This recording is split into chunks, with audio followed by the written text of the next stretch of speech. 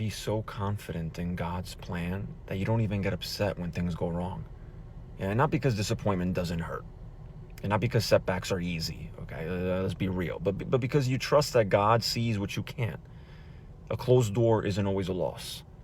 Okay, a delay isn't always a denial.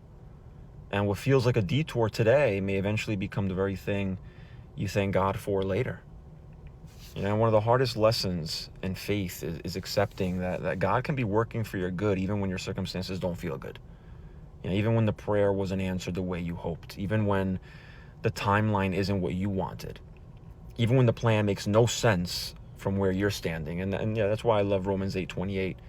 We know that in all things God works for the good of those who love him, who have been called according to his purpose. Not some things, not the easy things, all things.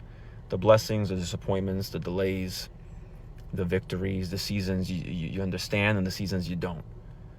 Faith isn't believing that everything will go according to your plan.